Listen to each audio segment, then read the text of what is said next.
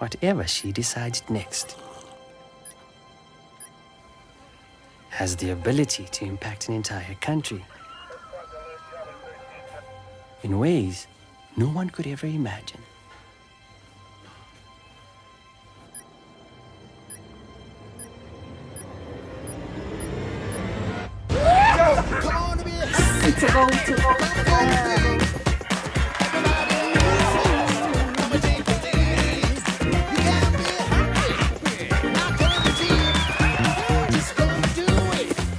Buying Team Namibia is a choice you make for us, not just for you. Join the 2.5 million strong team that grows stronger with every single Team Namibia purchase. Team Namibia. Together, our future is brighter.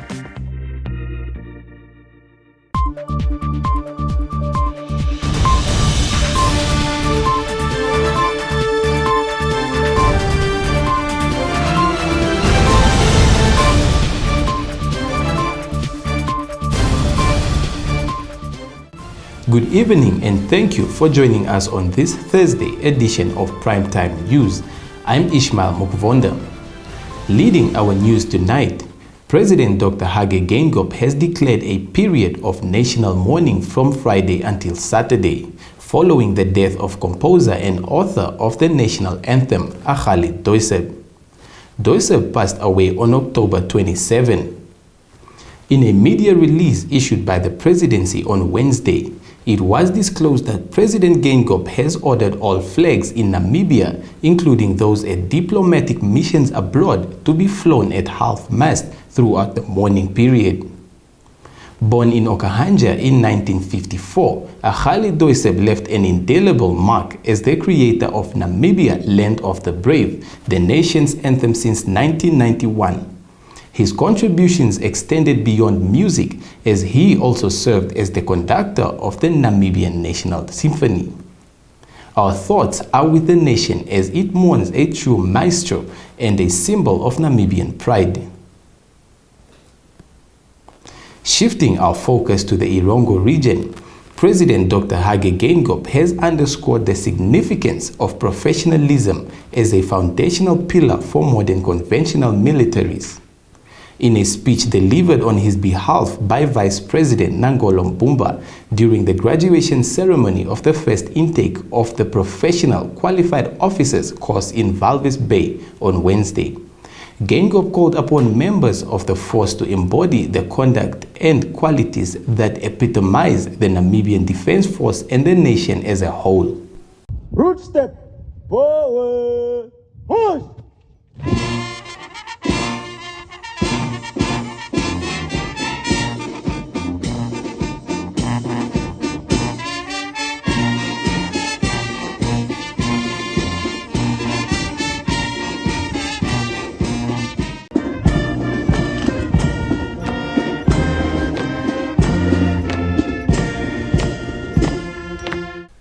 Geingob, in his speech delivered on his behalf during the graduation of the first intake of the Professional Qualified Officers course in Walvis Bay on Wednesday, called on members of the force to display the conduct and qualities which best represent the Namibian Defence Force and the Namibian nation as a whole.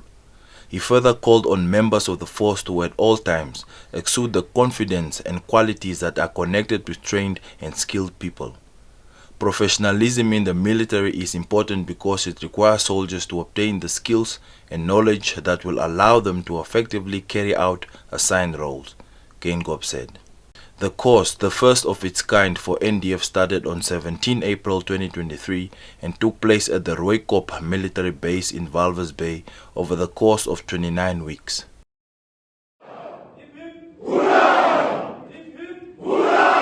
Reporting for Primetime News, Chekonia Nehemia. On Wednesday, the Bank of Namibia made a significant announcement regarding the relaxation of loan-to-value ratios for purchasing multiple homes through mortgage bonds, aimed at mitigating financial risks. This development comes as a result of a new regulation issued by the Minister of Finance and Public Enterprises, acting on recommendation of the Central Bank, and is set to take effect from October 31, 2023. Loan-to-value ratios for purchasing multiple homes through a mortgage bond to mitigate financial risks have been relaxed through a new regulation issued by the Minister of Finance and Public Enterprises on the recommendation of the Bank of Namibia, effective 31 October 2023. The new regulation provides for a further relaxation of LTV ratios, particularly concerning additional property purchases. As such, a mortgage loan for a second residential property no longer requires any deposit, while mortgage loans for third and subsequent residential properties only require a 10% deposit. Works and Transport Minister John Mutorwa emphasized the unfairness in singling out truck drivers for overloading penalties, highlighting the involvement of multiple players in the loading process of these large vehicles. In his advocacy for the vehicle mass bill presented in the National Assembly on Tuesday, Mutorwa pointed out that 4 entities are engaged in the loading of these vehicles. However, he noted that it is solely the driver who bears the charges in cases of overloading. As per Article 12 of the Namibian Constitution, in the case of our loading offences, is constitutionally possible if the overload offences are decriminalized and thus be handled as administrative offences. Overload offences are by their very nature, we believe, administrative offences and should be so indicated in an Act of Parliament and be adjudicated in accordance with the principles of administrative law and not criminal law. It needs to be stressed here that the 4 role players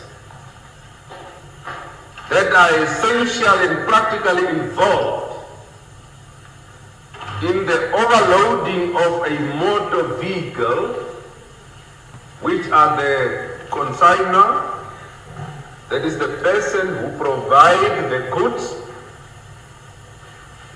2, the operator, 3, the driver, and D, the consignee, which is the person to receive the goods. These are the 4 role players. Stay tuned for our upcoming Primetime Biz segment.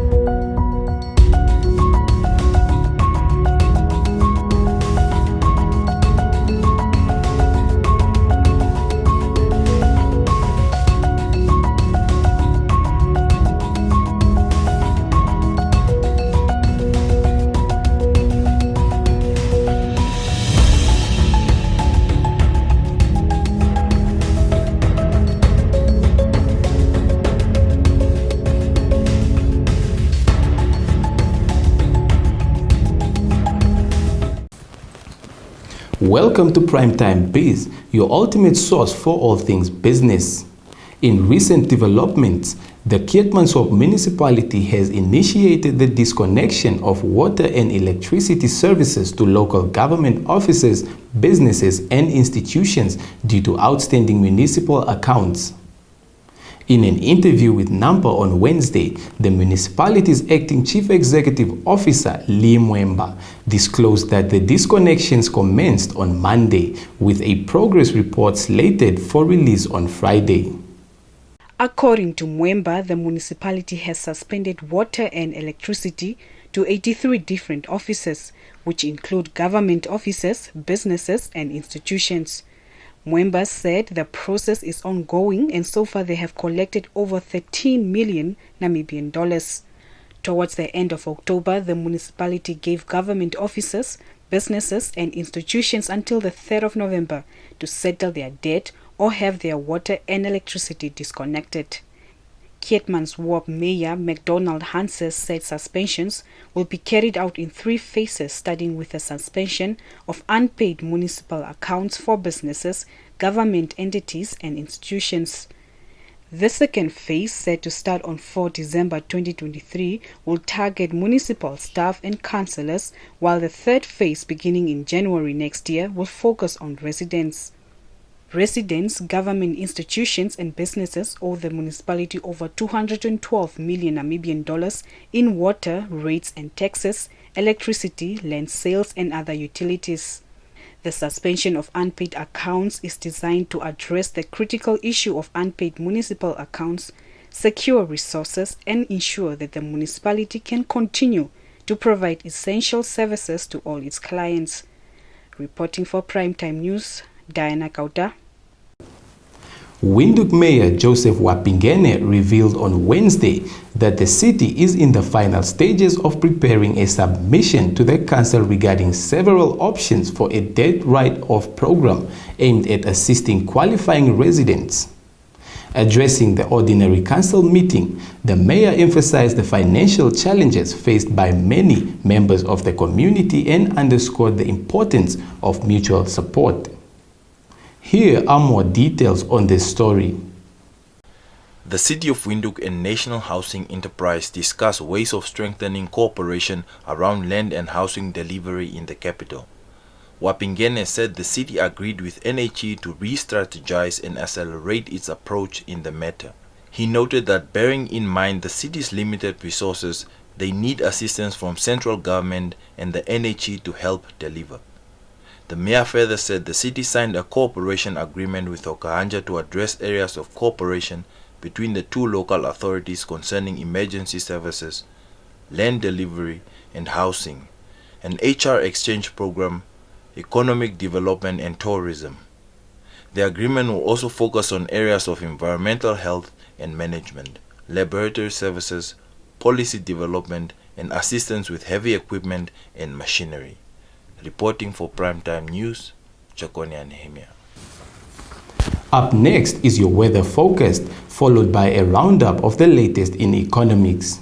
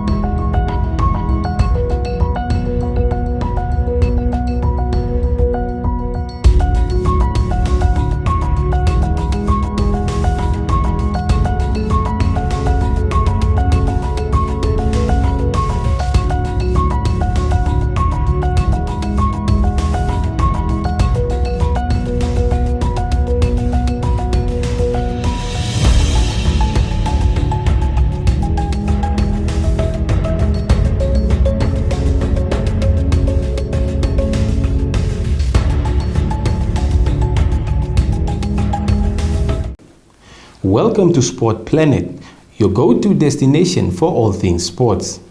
Our segment kicks off with pro golf. Pro golfer Kasoma Paulino opens up about his dreams, expressing the desire to represent Namibia at the Olympics and compete in the PGA Tour. The 25-year-old, who secured the runner-up position at the 2023 Johnny Walker Uganda Open in October, attributes his personal growth to studying and playing golf in the United States of America from a young age. My goal for myself has always been to make it to the next level, to the very top level. It started with being able to go to college and play college golf, and now that I've achieved that, I turned pro, and now my goal is to make it to the PGA Tour. That's where everybody wants to play. That's where the big tournaments are. I've realistically given myself small goals, small or short-term goals, and then there's long-term goals. For the short term, it's just to develop my game, trust the process, and just enjoy being in the moment. And long-term goal is just to eventually make it to the Olympics, representing Namibia for golf, make it to the PGA Tour through whatever channels that they are out there, and just enjoy it, because it's, at the end of the day, it is a game, it's a sport, it's made to be enjoyable, but if you're good enough, you can always make a career out of it. There were a lot of notable competitions that I competed in growing up throughout my career. To start off with, I first made the national team when I was about 14, so the junior national team. I played on the national team until I was 18. I also went to England because I was selected to go represent Namibia at the Junior British Open in 2014. Then when I got to the States, I competed at, collegiate level is a very high level of golf, so it's just an accomplishment in itself. I've won a few of we've had some local professional divisions in our amateur events because we don't have a professional tour. So I've won a few of the professional divisions, 2 out of 2 in all honesty, so I'm happy about that. And I recently just got back from Uganda, where I went to go compete in the Johnny Walker Uganda Open. It's a very big tournament up in East Africa, and had no expectations going in there, but I ended up finishing 2nd place, which is a massive accomplishment for me. It was a very big confidence booster, so I was happy with the way I performed, and just to know that I could be in that kind of pressure moment and do well for myself. On to football. Tigers Football Club head coach James Brits is aiming for success in the Namibia Premiership, setting his immediate target on securing a top 3 finish at the end of the first leg. Currently ranked 6th in the Elite League after 9 games out of the scheduled 30 in the 2023-2024 Namibia Premiership season, the Katutura-based team is on a quest for trophies. In a recent interview with Nampa, Brits expressed optimism, noting the team's gradual improvement despite a challenging start to the season. He highlighted the positive momentum after collecting the maximum 6 points over the weekend. Stay tuned for your sports roundup.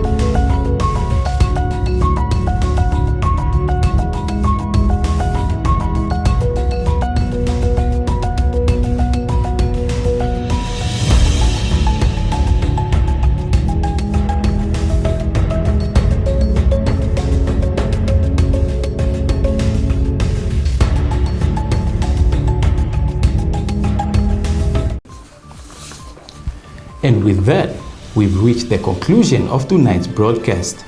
Tune in again tomorrow for the Friday edition of Primetime News.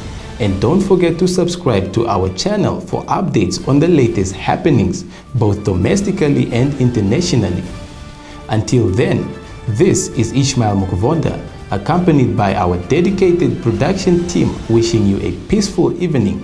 Good night.